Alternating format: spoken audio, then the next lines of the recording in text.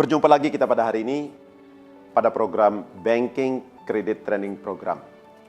Dan hari ini kita akan membahas tentang Credit Approval Memorandum atau yang sering dikenal di Indonesia dengan istilah Memorandum Aplikasi Kredit, Memorandum Analisa Kredit, Memorandum Rekomendasi Kredit, Nota Aplikasi Kredit, dan lain sebagainya.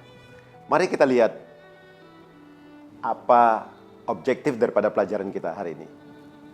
Pertama, objektif kita untuk belajar tentang CAM ini adalah untuk memahami format dan isi dari suatu proposal kredit yang lengkap. Jadi, bikin proposal bukan hanya mengikuti konten, daftar isi, tapi formatnya juga harus jelas. Yang kedua, memahami prinsip-prinsip dasar, akan kita bahas nanti, dan poin-poin penting atas suatu analisa kredit. Analisa atau yang kita cantumkan dalam proposal kredit. Yang ketiga, membuat proposal kredit yang sesuai dengan standar bank Anda. Nanti kita akan bahas, karena setiap bank mempunyai standar sedikit berbeda. Dan yang keempat, membuat proposal kredit yang isinya dan analisanya berkualitas. Jadi jangan asal main copy paste daripada proposal sebelumnya. Yang kelima, menyusun, ini hal yang penting, menyusun struktur fasilitas. Kita akan belajar di sini bagaimana cara menyusun struktur fasilitas yang tepat dan sesuai dengan kebutuhan nasabah.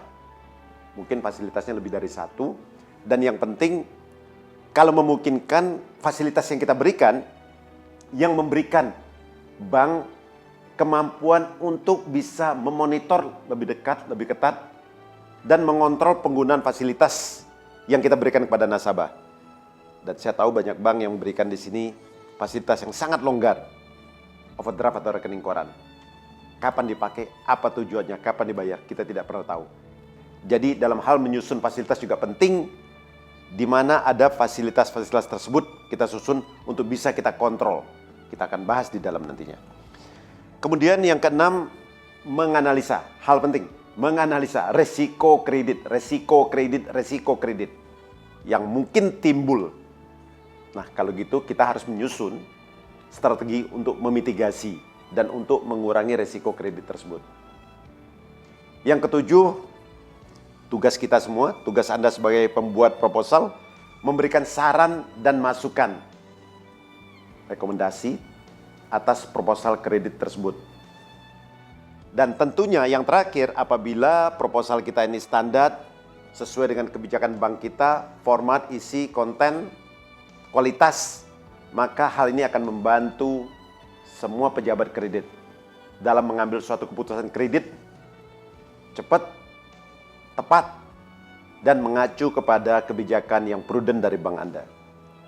Dan ingat, dalam banyak hal, terutama di negara kita, speed dan service merupakan hal yang penting bagi nasabah, bukan hanya pricing.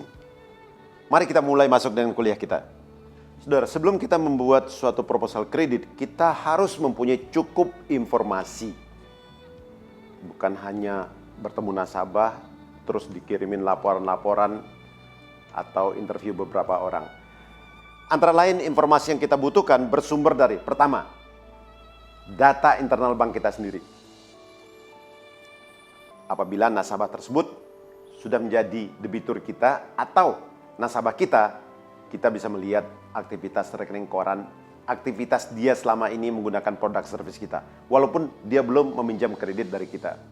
Kemudian data-data yang kita dapat dari nasabah, baik itu laporan keuangan, baik itu laporan rekening koran, baik itu laporan misalnya inventory, account receivable. Mungkin kita melakukan kunjungan lapangan, fisik, mengambil gambar, mengambil foto.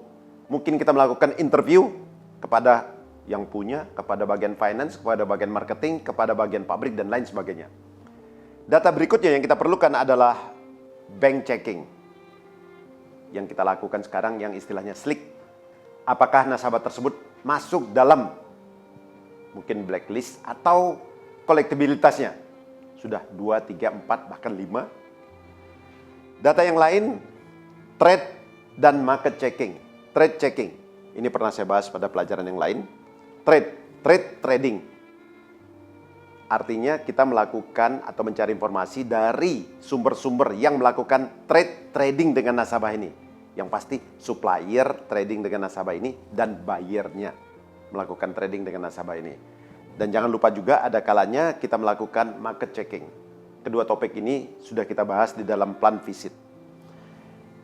Kemudian kita butuh informasi yang lain seperti dari koran, media, TV, laporan industri, dan sebagainya. Tentunya tentang bisnis atau industri di mana nasabah ini berada. Ada kalanya kita juga menggunakan konsultan. Bagian yang keempat daripada suatu proposal kredit yang akan kita bahas adalah industri study atau industri comparison. Nah, tentunya teman-teman sudah belajar di dalam pelajaran kita tentang industri analisis. Di sini merupakan inti daripada analisa tersebut. Ingat, ada 7 faktor utama di dalam kita menganalisa suatu industri. Yang pertama, industri karakter dan kapasitinya. Yang kedua, dari segi supply, industri supply. Yang ketiga, dari segi industri demand-nya. Yang keempat, posisi nasabah kita, company position. Ada di mana? Di ruang lingkup industri tersebut. Yang kelima, tentang competitive strategy. Daya saing daripada nasabah kita di antara pemain-pemain lain yang ada. Yang keenam adalah bagian yang ketiga, saudara, saya tahu kelompok ini adalah kelompok, kalau Anda lihat di factsheet Anda, namanya asset leverage.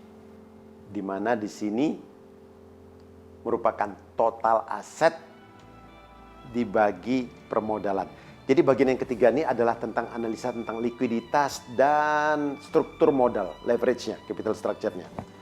Di sini Anda gali current ratio, dan ingat, jangan pernah menyatakan current ratio yang bagus itu adalah apabila lebih besar dari 1. Kita sudah bahas detail tuh. Tergantung perusahaan, karena setiap perusahaan mempunyai current ratio yang berbeda. Ya pasti harus di atas 1, tapi berapa di atas 1-nya.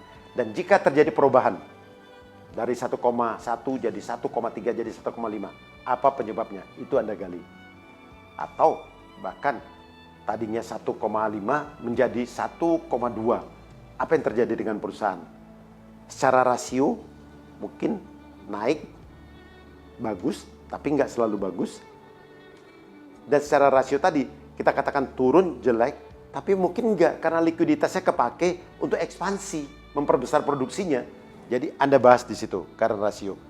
Intinya current asset dibagi current liability.